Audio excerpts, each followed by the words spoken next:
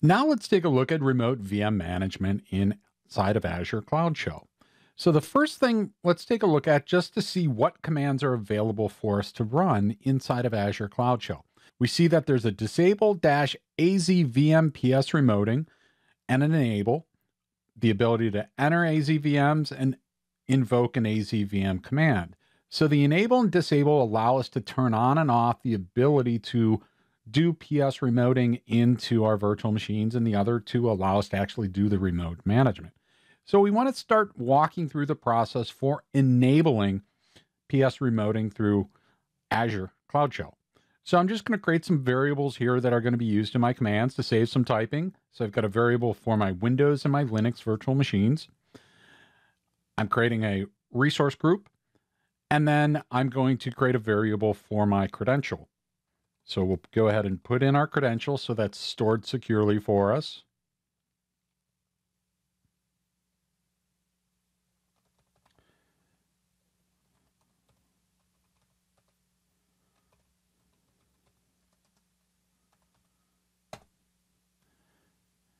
And now we'll go and enable VMPS remoting on our Windows machine. Notice that it gives us the option for putting in the OS type, which is Windows, and the protocol, which is HTTPS.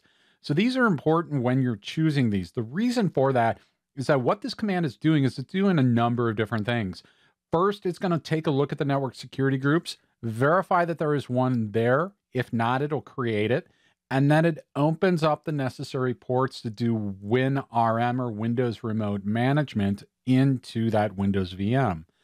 Then it's going to verify that WinRM is set to run on that remote machine so that you can connect in.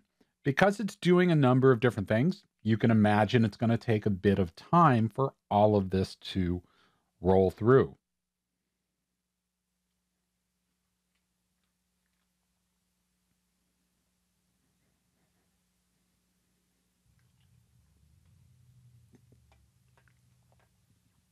Once that's completed, we're going to do the exact same thing for the Linux virtual machine. And notice we'll choose the protocol of SSH and the OS type of Linux.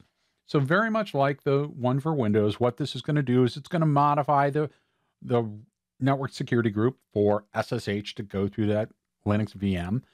It's also going to make sure that SSH is configured on that virtual machine, and it's going to install PowerShell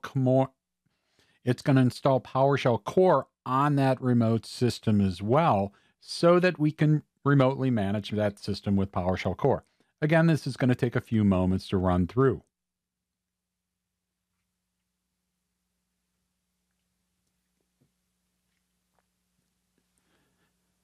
Now that both of those are complete, we can actually start managing some of these remote VMs. So first, I'm going to use invoke-azvm command. And I'm going to run the script block of get-service to get the Windows services on that remote system. So invoke-azvm command works just like invoke-command in PowerShell in that it's going to allow you to run script blocks against that remote system and bring the output back to you. As you can see, that brings back all of the information. I can also do that against the Linux virtual machine as well, and simply doing a uname to bring back the information. Notice that I'm putting in the username for that VM. It's also the key to my public key. I'll put in my password that I use to secure my SSH configuration.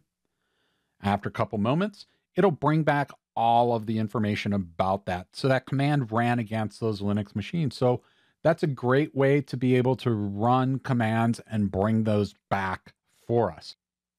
Now let's say I want to just do an ad hoc command. I can use enter-azvm, just like I'd use enter-ps session on a local system. So when I run that, after a couple moments, it will connect into that Windows virtual machine. So as you can notice here, you can see that it tells us that it's connected into vmwin01.westus2.cloudapp.azure.com, the fully qualified domain name. So I know that I'm on that remote system. If I do a who am I,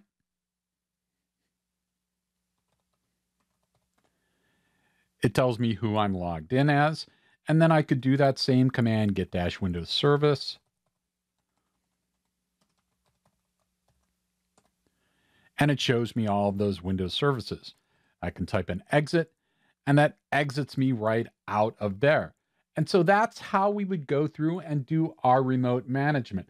So one of the things that you want to do if you're using the enable-AZVMPS remoting is it does open up ports that you might not want to have open, because all of these VMs, in order to use this right now, are using your public IP addresses. So what you want to do is you want to disable the AMVMPS remoting on both of those virtual machines that we worked with.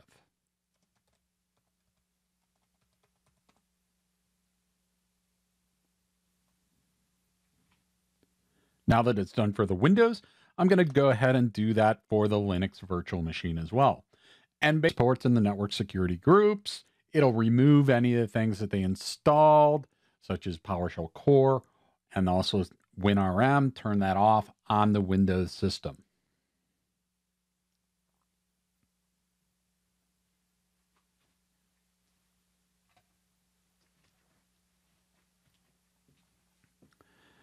Once that's complete, we're going to go ahead and try to run that command that we did before, the enter-azvm.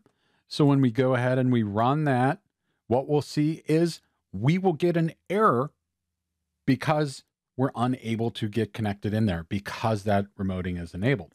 So that's how you go about remoting and managing virtual machines through Azure Cloud Shell.